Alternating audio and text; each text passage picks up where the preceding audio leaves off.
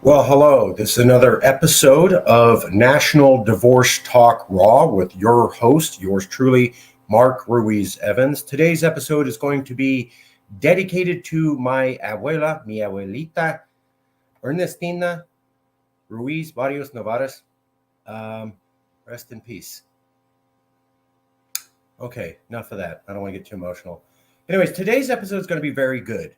And it's particularly important to me, not just because my grandmother passed recently, but because it's full circle on the entire concept of Cal exit. Now, you're going to see the title down below, which is talking about California should be the next UN. That sounds radical, but I want to show you something.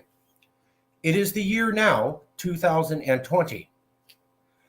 But in the year 2012, this book came out, California's Next Century by Marcus Ruiz Evans, which is me.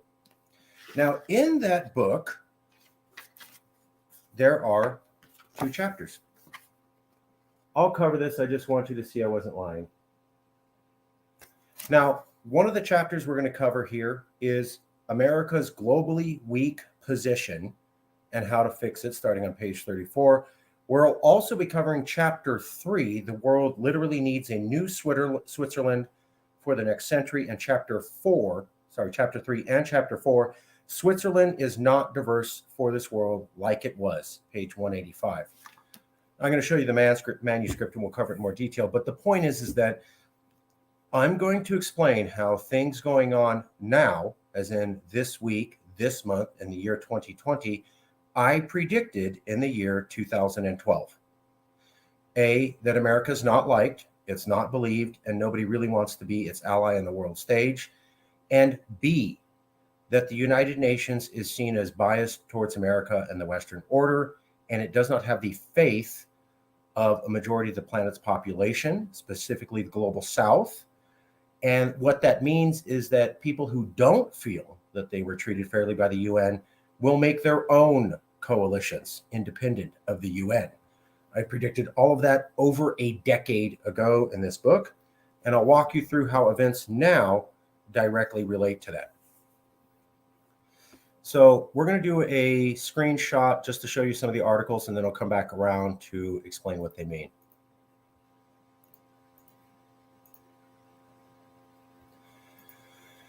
So here's the first one. These are the data points for you to absorb, and we'll cover what it all means. This is from Al Jazeera. Ukraine retakes the whole Kiev region as Russia looks east. Bodies found scattered on the streets as Russian troops pull back from the capital to focus on southeastern Ukraine. This article came out April 3rd.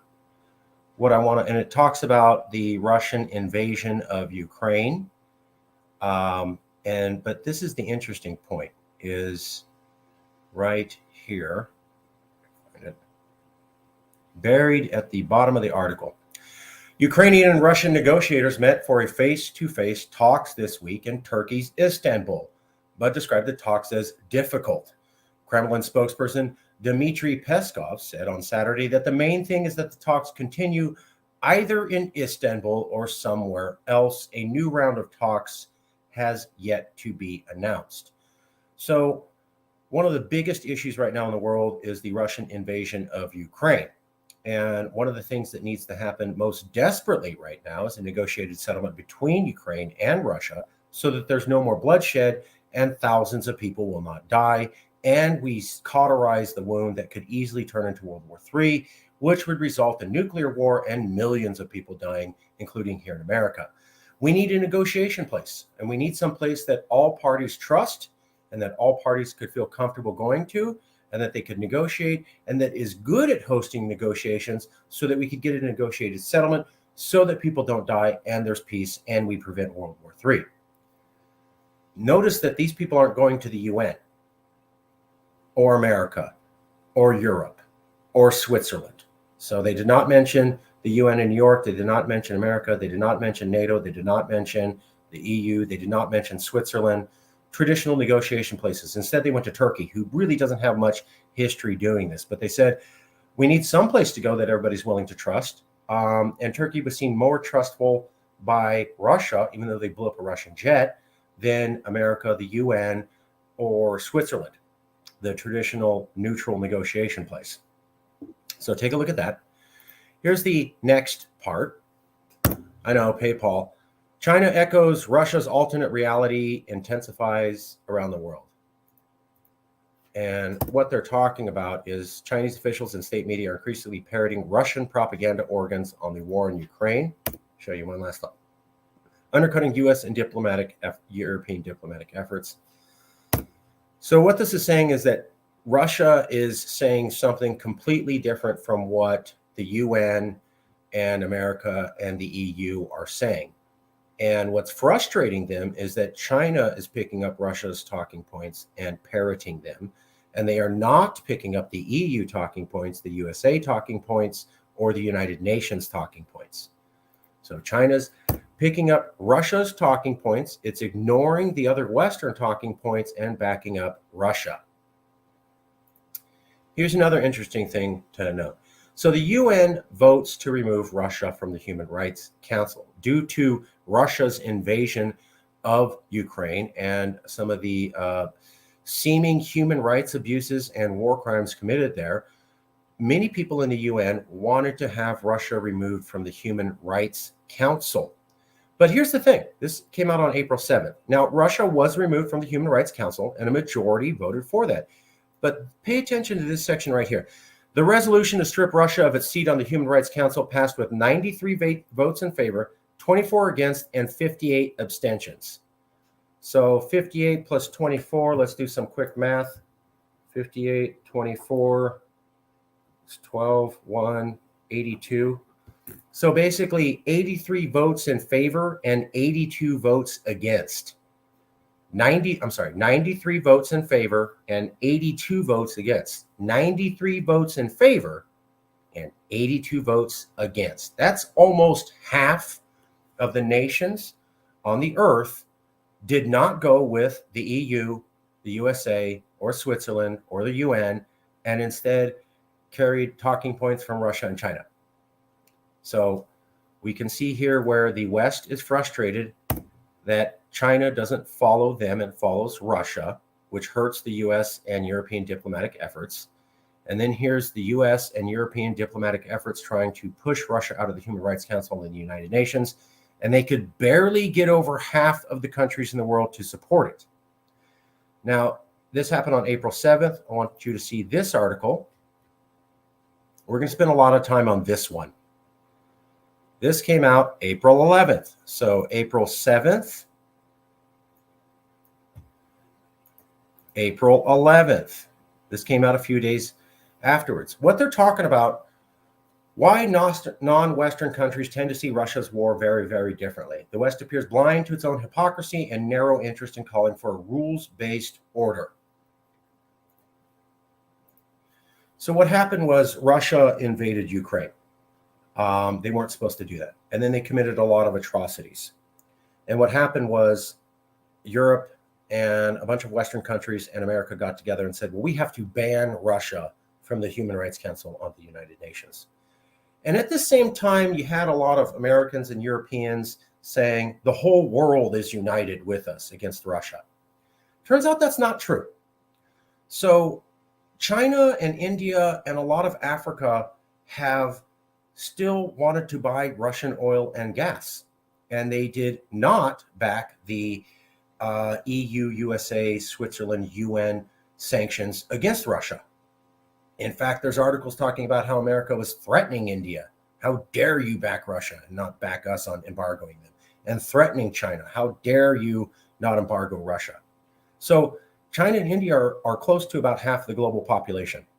Right now you have a bunch of, white people in America and white people in Europe and white people in the UN saying the entire world's with us, when that's actually not true. China and India are not with them, and that's almost half the global population, at least now and going into the future. You start adding in the African countries, it is half the population. So the West is literally lying and saying that everybody's with us against Russia. That's not true. Only half the planet is.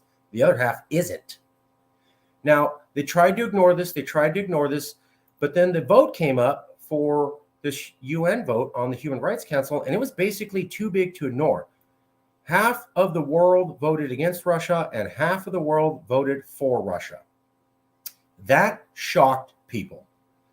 It was hard to carry on the lie that America and the EU and the UN wanted to continue, that the whole world's united against Russia, because this basically showed that's not true. And it was so blatant and bold. And so what happened was 4 days later, I think this is 7th, 8th, 9th, 10th, 11th, now you have an article going, well, how did we get that UN vote so wrong? I mean, Russia's horrible. What they did is wrong. We're all united against them. Why didn't all of the world vote to kick Russia out of that UN body? How come half basically didn't? And this is where you see the West finally start to admit, actually, you don't have the world united against Russia. You have half of the world, and they're mostly white, industrial, and rich. And what they're finding out is that if you have brown skin and you're poor, you're pretty much not on board with this embargo of Russia at all. Let's take a look. Ukrainian President Volodymyr Zelensky has been nothing short of brilliant in his outreach to Western audiences. That's a little propaganda. The overwhelming Western support for Ukraine is due not only to the brutality of Russia's illegal invasion, but also to the astuteness and charisma with which Zelensky has made Ukraine's case for aid. But as effective as Zelensky has been in drumming up Western support, Ukraine's message has been far less compelling to audiences in the global South, where many countries have declined to join Western sanctions on Russia's economy and isolate it diplomatically.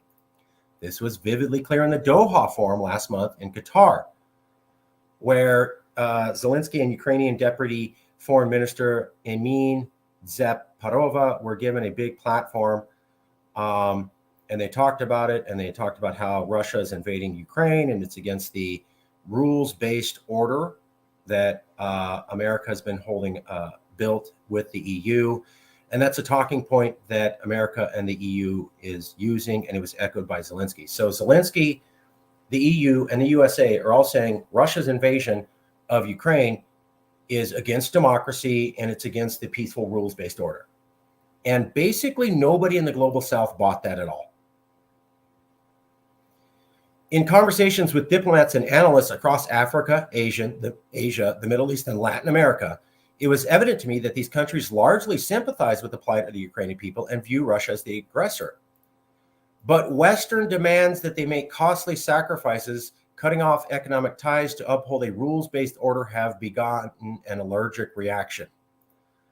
Why? That order hasn't been rules-based. Instead, it has allowed the U.S. to violate international law with impunity. The West's messaging on Ukraine has taken its tone deafness to a whole new level, and it is unlikely to win over the support of countries that have often experienced the worst sides of the international order.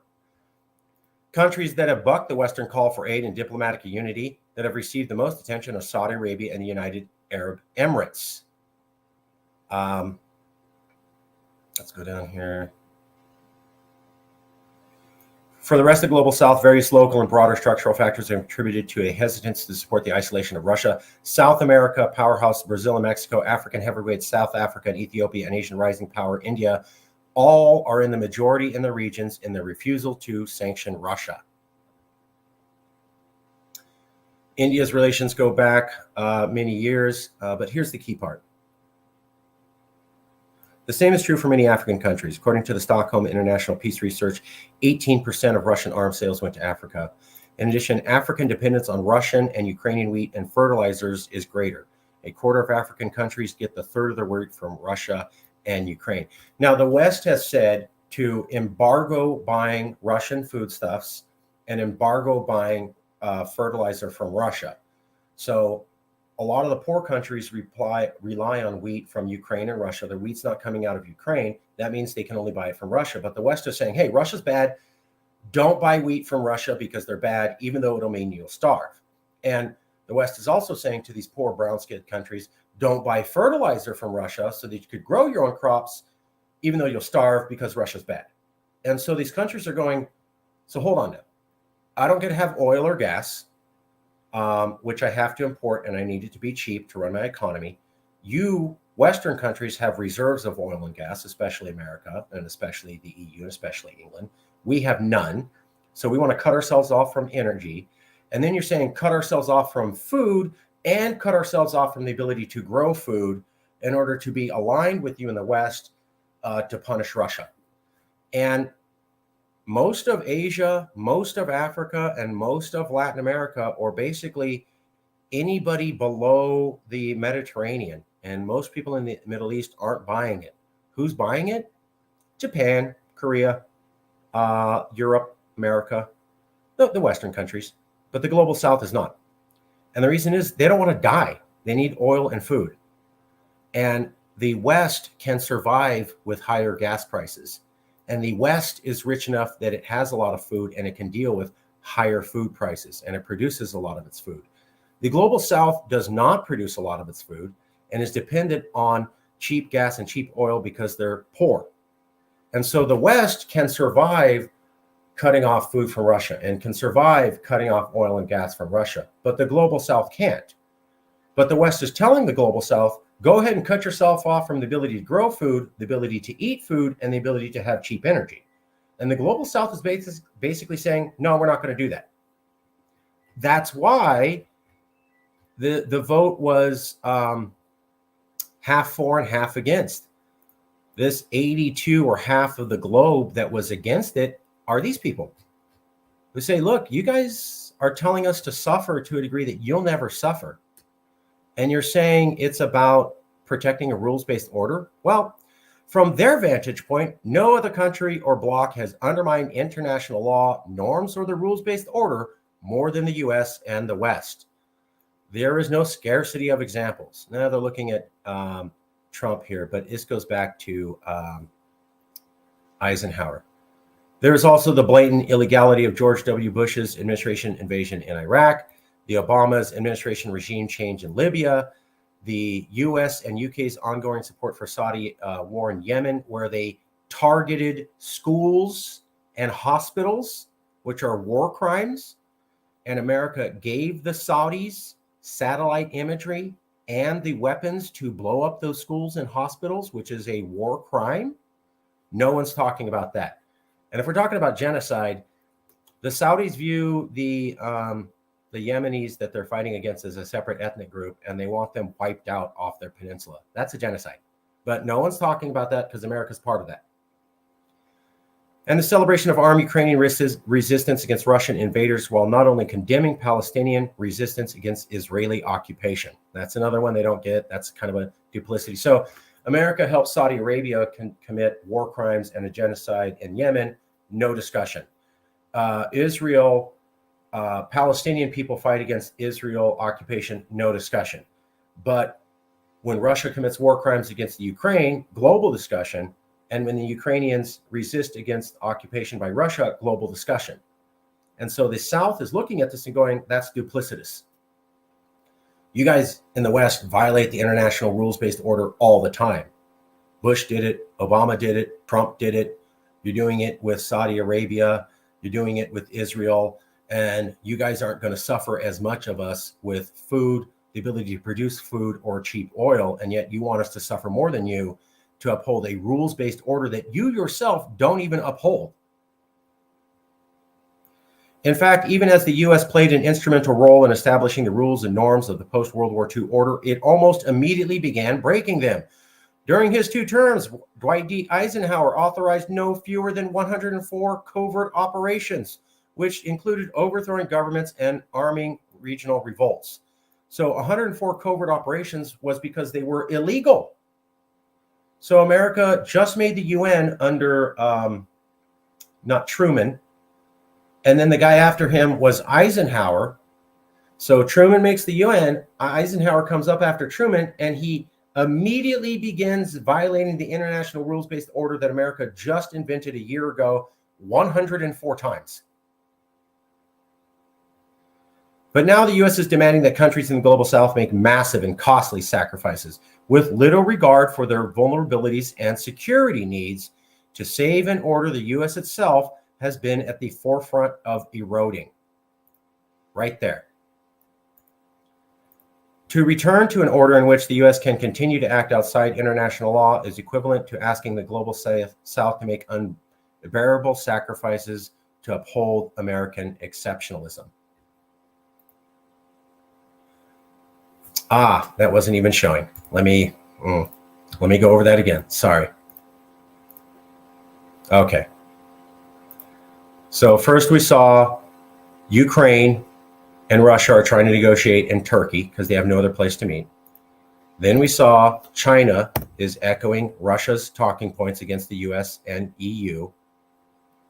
Then we saw how the UN tried to have Russia removed from the Human Rights Council, and the big lie that the world is united against Russia was exposed, with half the countries voting to remove Russia and almost half the countries against removing Russia.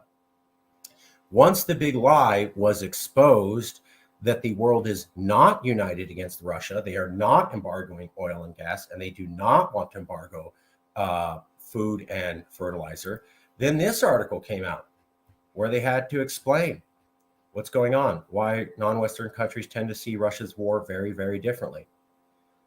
And we pointed out that, they don't trust it in most of the world here that's south, and that the U.S. has violated the rules-based order they're talking about.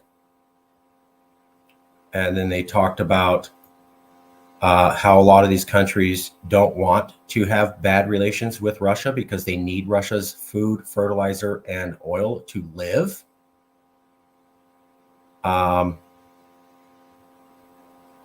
And then they talk about how America does violate the rules-based order with George W. Bush, Obama, the U.S. support for Saudi Arabia and Yemen, the global war on terror, which has destabilized the Middle East and North Africa while killing twice as many people as terrorists themselves.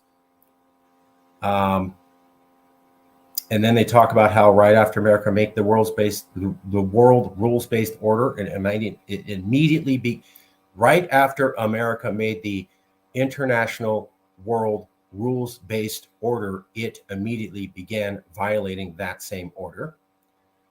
And now they said, and now that the U.S. is demanding that countries in the global south make massive and costly sacrifices with little regard for their vulnerabilities and security needs to save and order, the U.S. itself has been at the forefront of eroding. Here's another article I want to show you. So this is Al Jazeera, April 10th, again, after this vote, where they're trying to explain this. So this vote comes out. It does not go the way the West thought. It kind of exposed the West's lie that everybody's united against Russia. And then you have these flurry of articles coming out right afterwards explaining, well, how'd that happen? April 11th, and then here's April 10th right before it. Rather than following the lead of despots like Putin and Xi, Africa should chart its own path. Russia's New World Order is bad news for Africa. Now that sounds like they're condemning just Russia and China. But let's take a look at what they're saying. Lavrov's sentiments echoed Russian President Vladimir Putin and Chinese President Xi Jinping's February 4th joint statement announcing the beginning of a new era in international relations. In that statement, the two leaders not only called for a new multipolar order, but lamented the West's unilateral approaches to addressing international issues, claiming such attitudes incite contradictions, differences, and confrontation, and hamper the development and progress of mankind. That's literally what this article just said.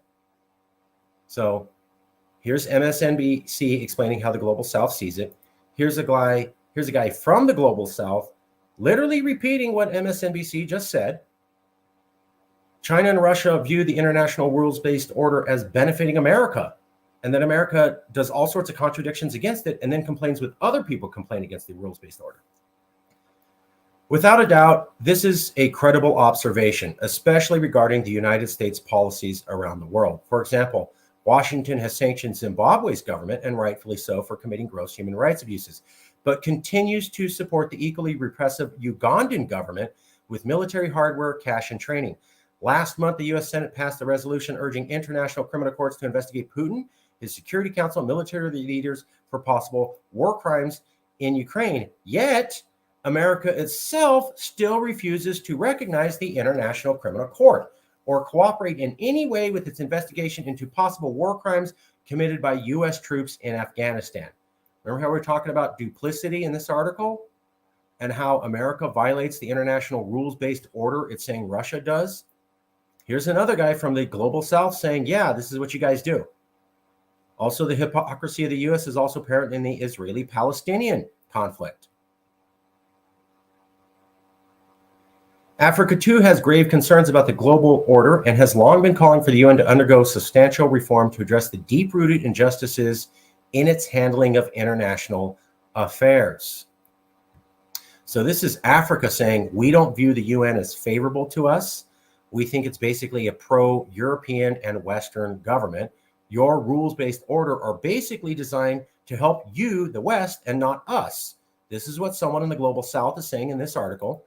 This is what MSNBC came to conclude in this article. And this is what the New York Times is also saying is happening. China is reflecting Russia's reality against and undercutting US and European diplomatic efforts.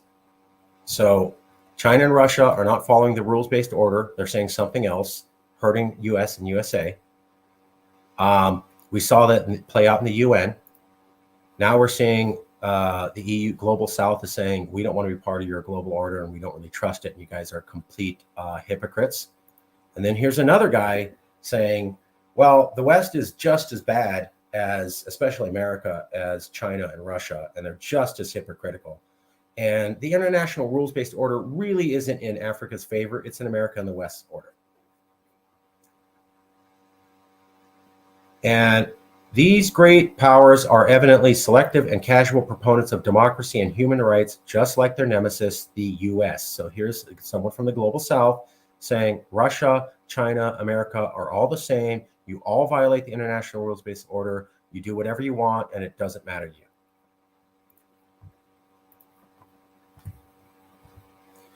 So that's basically the point that you needed to get.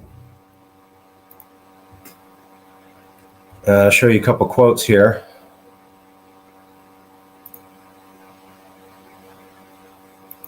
These are some of the quotes we just covered. And this highlights the problem going on right now. Okay. Now, what's the solution to that? Well, that's where the book comes in. In 2012, or 10 years ago, I said that America's not liked. Nobody's buying what America's selling. They're pulling away from the Western order. They believe that the Western order was for the benefit of the USA and EU and not them, and they do not trust it.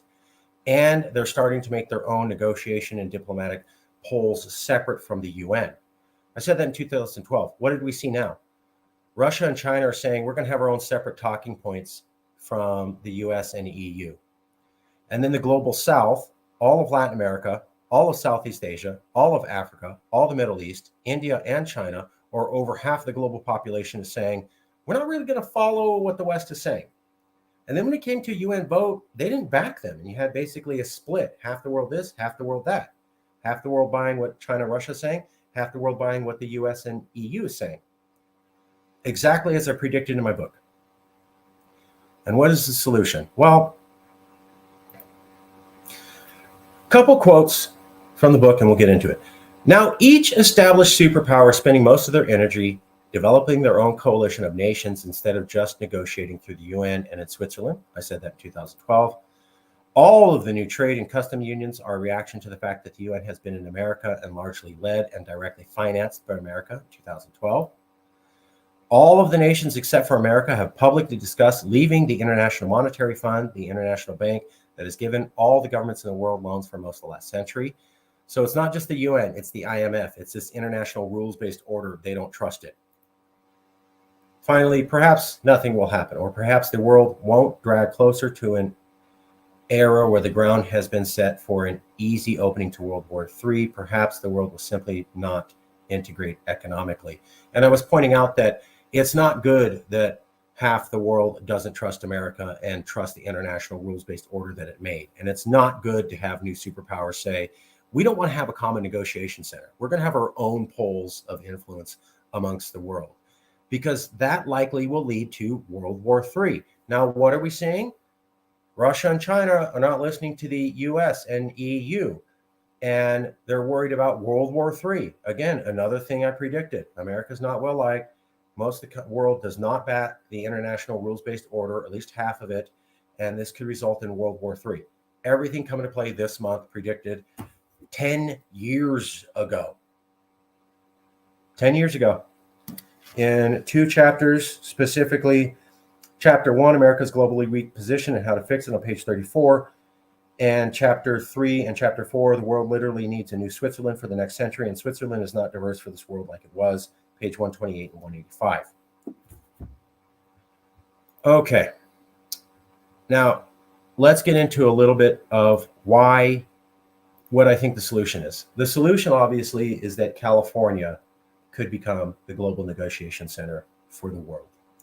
And that if it was, things like the Ukraine situation could be negotiated here rather than in Turkey. The fact that it's being negotiated in Turkey and not in the UN is the point. Nobody really trusts, not nobody, but half the world doesn't really trust the UN. They don't really trust the IMF. They don't really trust Switzerland. They think those places were built by white people for white people, and that's largely true. I mean, let's remember, when they built the international rules-based order in the 1950s, white supremacy wasn't a thing because everybody was a white supremacist, right? Eisenhower literally thought white people were better than non-white people. We just didn't make a big deal about it. And even he believed that there should be integration in the schools of African Americans. But if you talk to most people in America about, hey, you know white people are equal and no better to brown-skinned people, they would not say that. So this is a white supremacy era with people who backed white supremacy, and that's when they established this international rules-based order. And one of the things I talked about was India is not in the Security Council of the UN. There's also been basically no chiefs or presidents of the UN from Russia or China or India, and almost all of them have come from Europe or America or colonies of Europe and America and Africa and Latin America. And so they're going, wow, you don't have any heads that represent us, and you don't have any directors on the International Monetary Fund that represent us, but you're saying these international centers for negotiation represent us, but yet we can't have our people sitting on the governing boards of them for the last 70 years?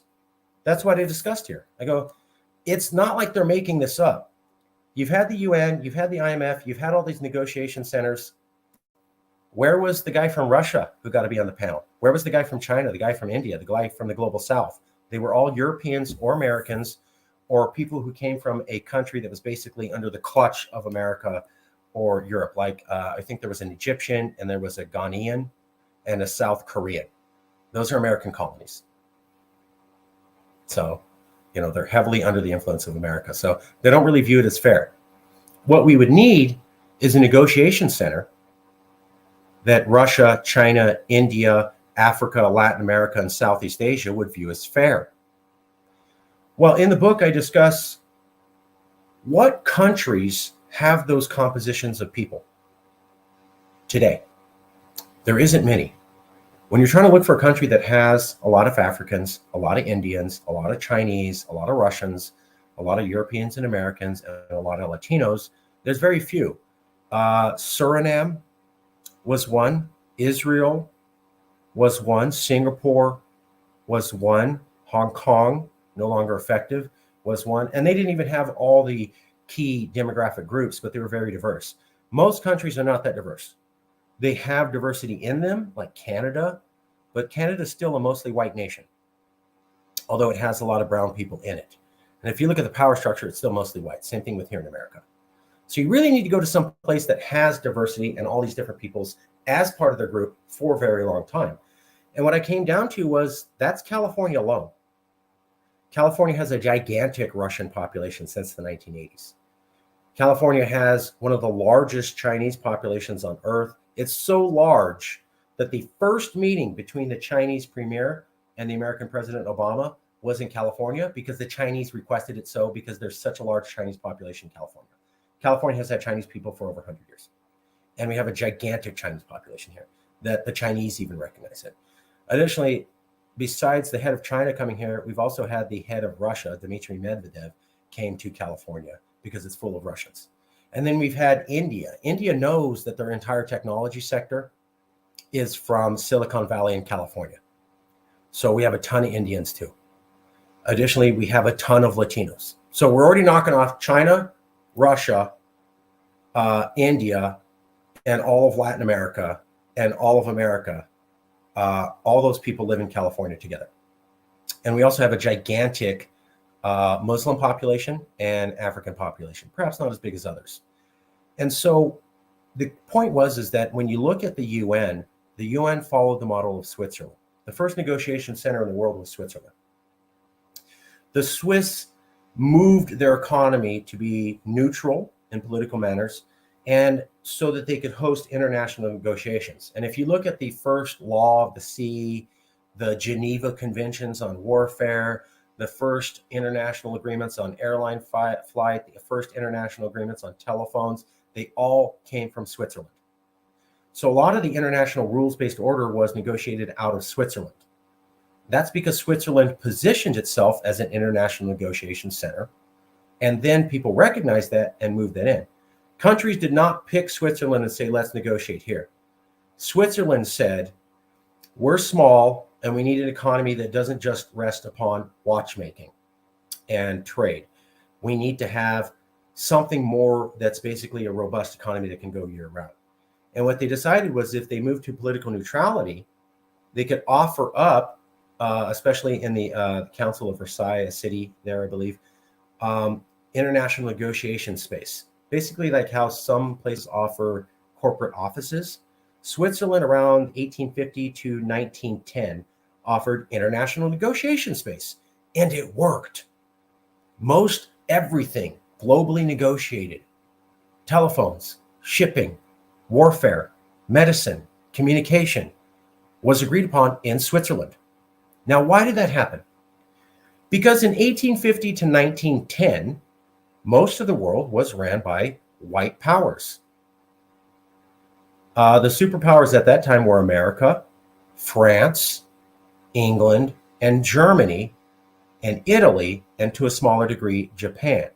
So 1850, 1910, 1920, England, France, Germany, America, Italy, Japan.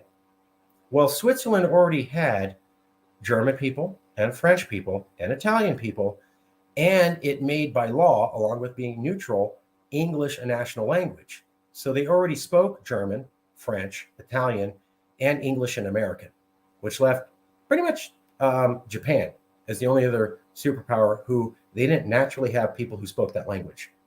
That made them the natural discussion center. Because if anybody came in there, there was already people that spoke your language. Also, you could be reasonably sure that the Swiss weren't going to be biased against your country because some of your countrymen lived there. Well, name the place on the world stage that has Russians, Chinese, Europeans, Latin Americans, Indians, Africans, and Americans here. It's California.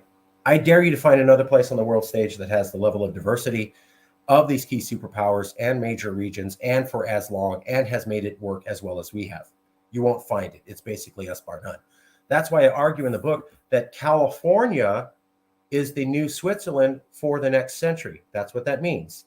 1850 to 1920, Switzerland was the top negotiation center because it was the most diverse, because it had all these superpowers, peoples as part of its country, and it kept them cohesive and it worked together. Today, the superpowers are Russia, China, India, Europe, America, and South America. And there's only one place that has those people in aggregate, like Switzerland did, and that's here in California. And what I just showed you earlier was that we're already seeing the division in the world. China, India, and Russia and Latin America are not backing up America and the EU. China, India, Russia, and all of Latin America, or Brazil, the four superpower regions, are not backing up America and the EU. And what you're having is a lot of distress. People in the West really thought that UN vote against Russia was going to go their way, and they were shocked to see half the planet not backing them up. Additionally, the West has been going out of its way to say the world is aligned against Russia when half the planet is not backing them up. They're still buying oil and gas, and they don't want to embargo Russia, and they didn't want to remove Russia from the council. So exactly what I predicted 10 years ago is happening. India, Russia, China, South America, Africa don't really believe the international rules-based order or its epicenters in the IMF, the UN, NATO, and the EU, New York City in America, are really in their benefit. They think those are places that benefit America and the EU and put a window dressing up to say that they benefit everybody. They're not buying it. And you can literally see this playing out now with disastrous consequences. What should have happened was that Russia should have been unanimously banned from the Human Rights Council. And what should have happened was that when they did an embargo against Russia, it was a real embargo cutting them off.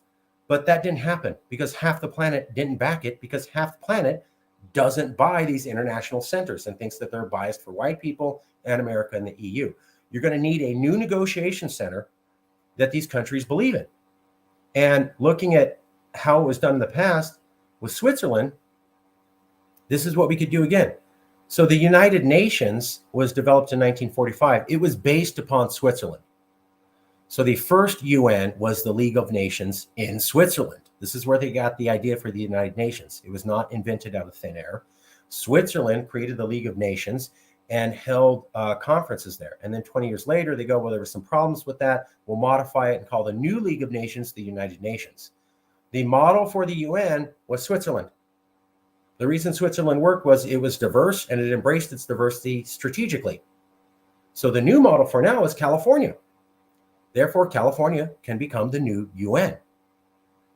Before you say anything, you need to know Gavin Newsom proposed an idea very similar to this. Yes, the governor of California today proposed an idea very similar to this in 2009 when he was mayor of San Francisco.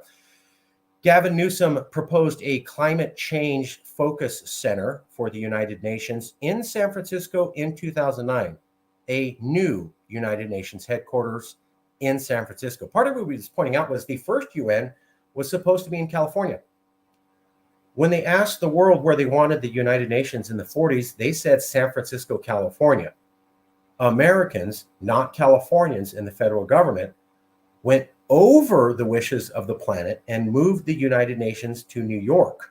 The world wanted the United Nations in California and San Francisco. That's why we have UN Plaza in San Francisco. But America said, I don't care what the world wants. We're going to move the UN to New York, which is about 2 hours away from Washington, D.C. Therefore, we can have more control on it.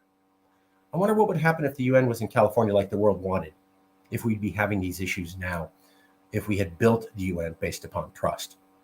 Let's cover a few more reasons why it's reasonable for California to become the negotiation center for the world.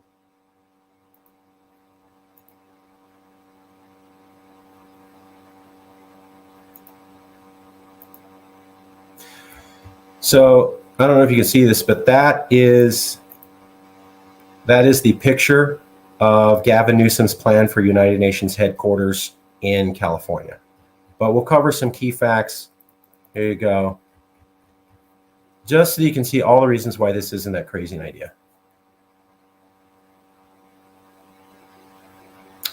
Why a new UN and now? Demand for international negotiation has dramatically expanded recently. The UN and New Yorkers are looking to move the UN in New York City. Other nations have proposed the UN moving out of the US.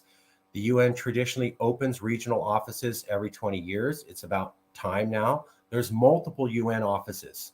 There's one in Switzerland, one in Austria, one in Africa, and one in New York City. There's not just one. There is an explosion of international institutions growing. U.S. foreign policy experts are saying the U.S. needs to redo the UN. Why the UN in California? The UN asked California to lead the world discussion on climate change under Governor Schwarzenegger.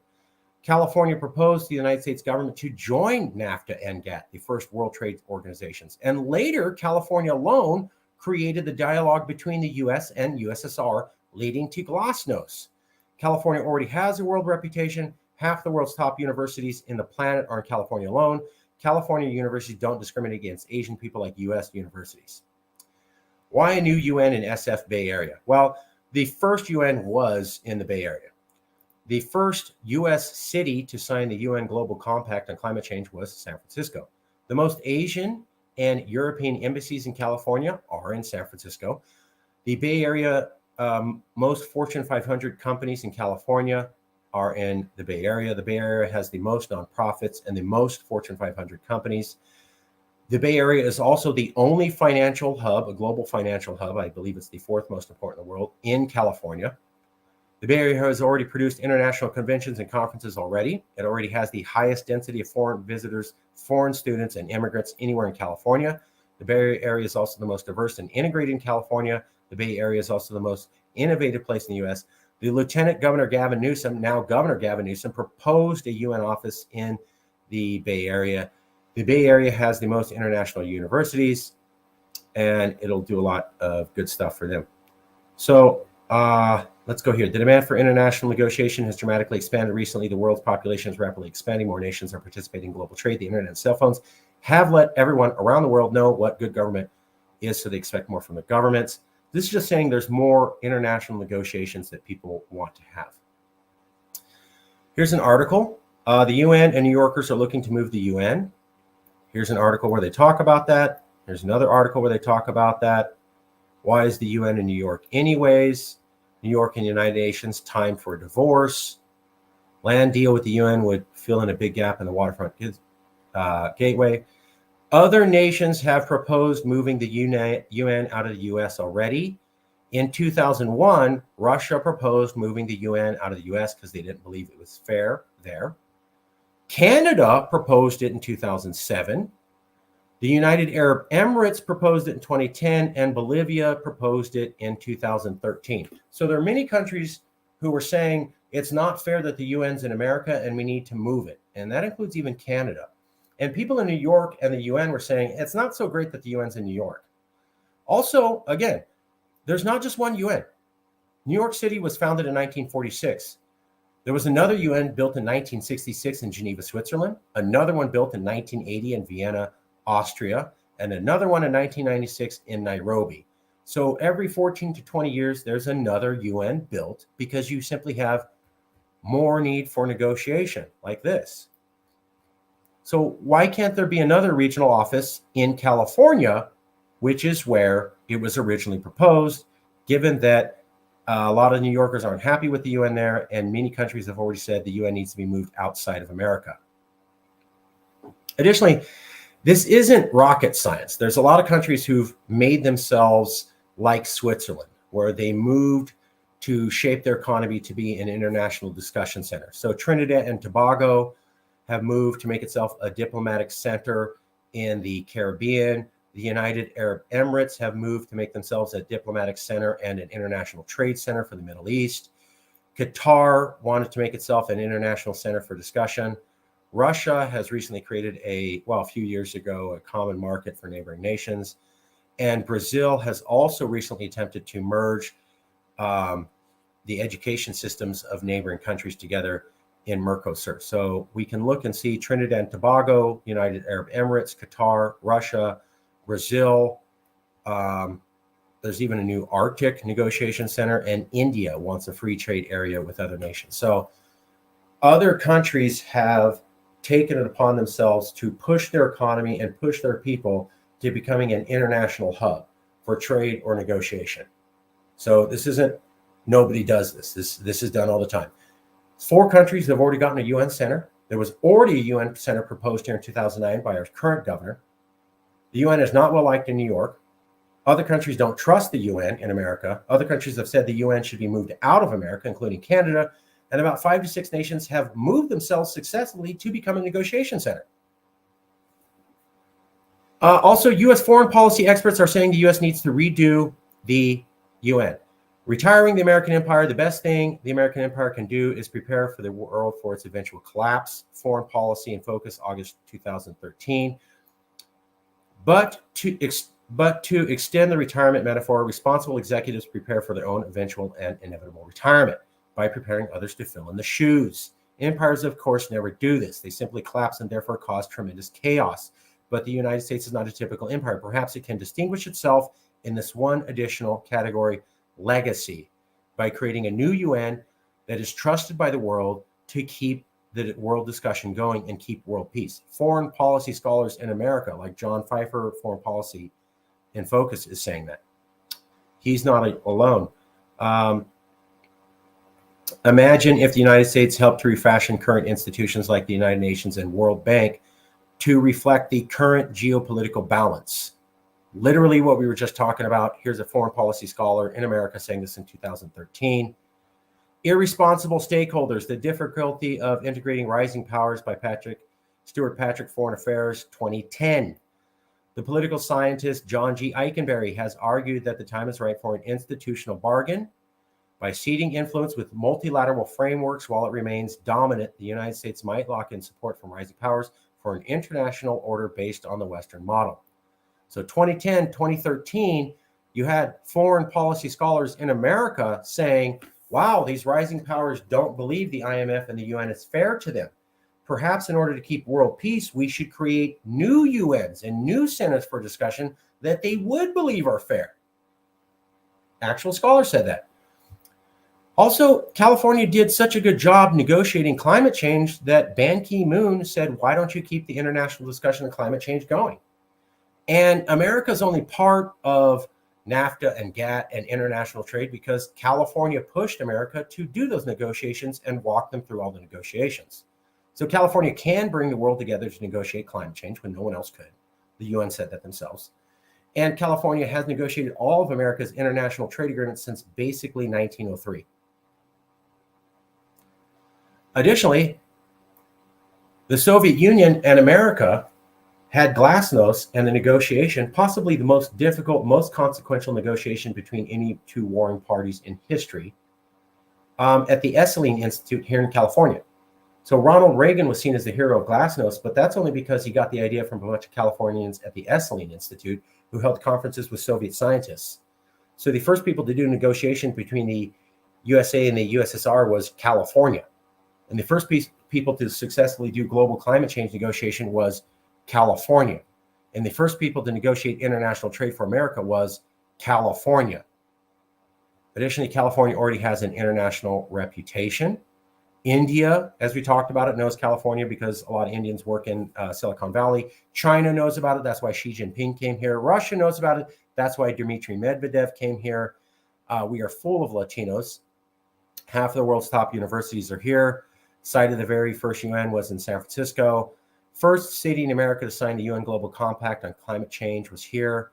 The Bay Area already has a ton of embassies, ton of Fortune 500 companies, nonprofits. It's already produced many international conferences already. It has a bunch of foreign visitor students and immigrants crawling with it. It's super diverse and integrated with Russians, Chinese, Indians, and Latinos, and Americans and Europeans. And so when we look at all these, it basically is the reason why this could work, is because we have all those resources here. Just want to cover one more thing.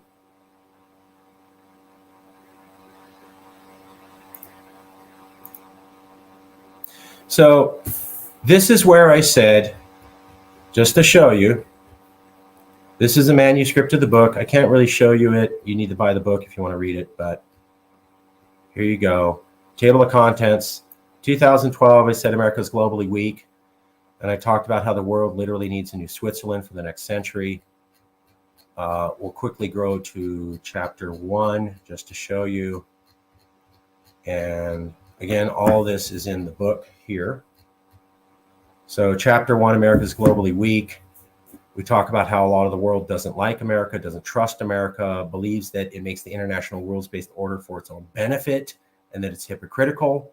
And they don't trust America, especially after the Iraq War, which we're now seeing exemplified with trying to get an embargo and the world to unite against Russia, and it's not working despite America and the EU's best efforts. Let's go to chapter 3.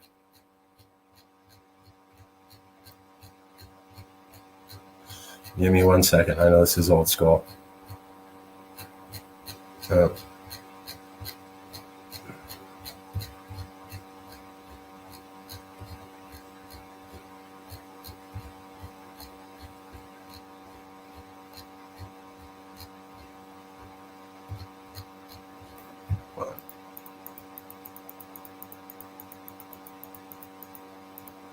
Chapter 3, the world literally needs a new Switzerland.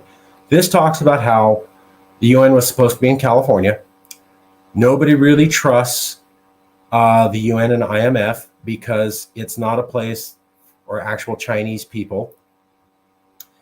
The world wants to see a place that they can trust, like Switzerland, where Germany, France, England, and America and Italy all were able to trust the Swiss because they had all those people there and they spoke all their languages nationally. And so they felt represented and cultural ties to them. Try finding a place like that on the world stage with the new superpowers. It's only California. The UN came from the idea of Switzerland, from the League of Nations. So we could recreate a new UN or a new negotiation center that would have Ukraine and Russia and China and India participating in it. And when they made decisions, would have the actual world coming together in a group decision because they felt that it was fair instead of an unfair camp that's always going to decide against Russia and China, which is how a lot of the world views those groups now. And this is talking about different groups are making their own trade pacts, SARC, EA, EC,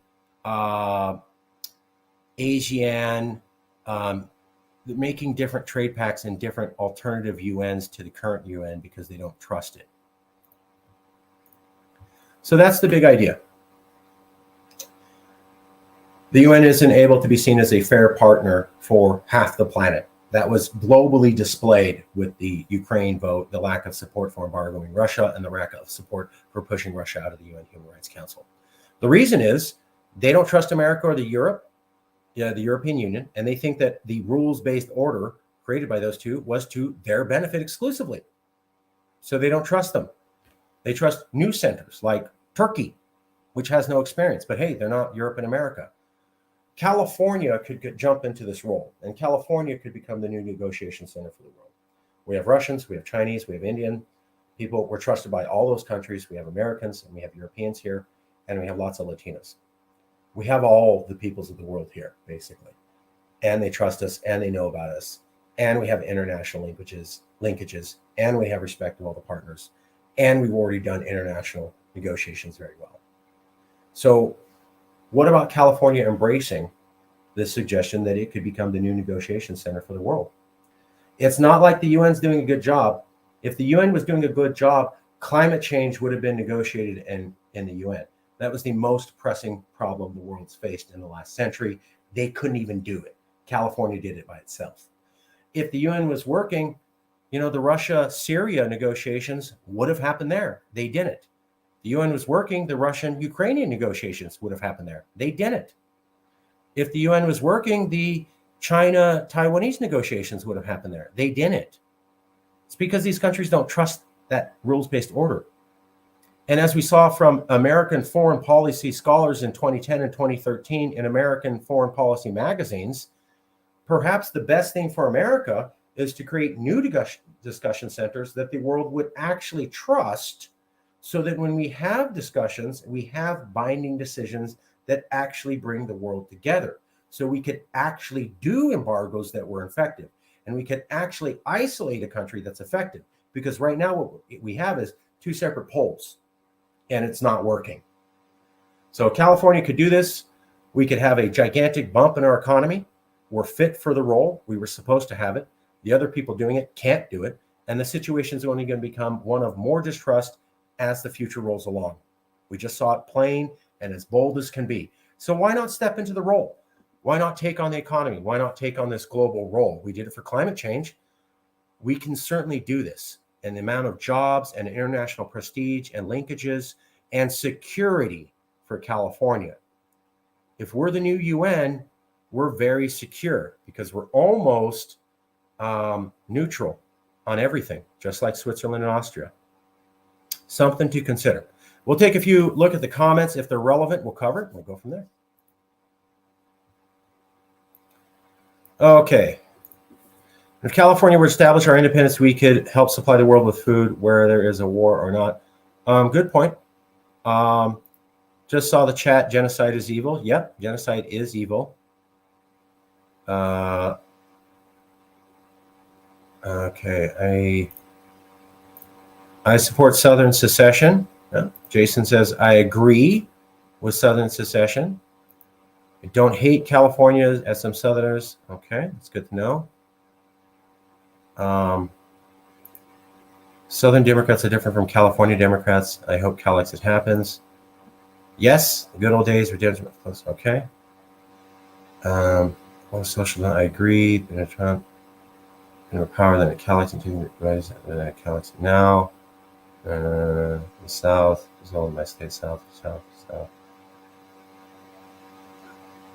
Okay, James, remember that all the colonies can use the UN entrance.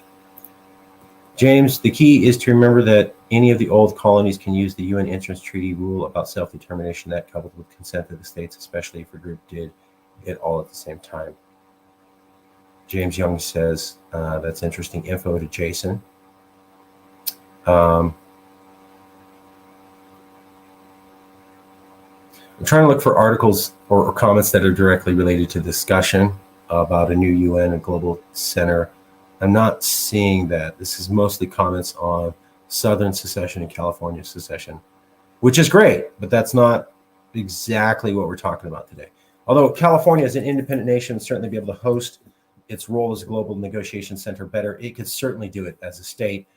We negotiated global climate change as a state. What exactly can't we do? Thank you, and we'll see you again next time on National Divorce Talk Raw. Love you, abuelita.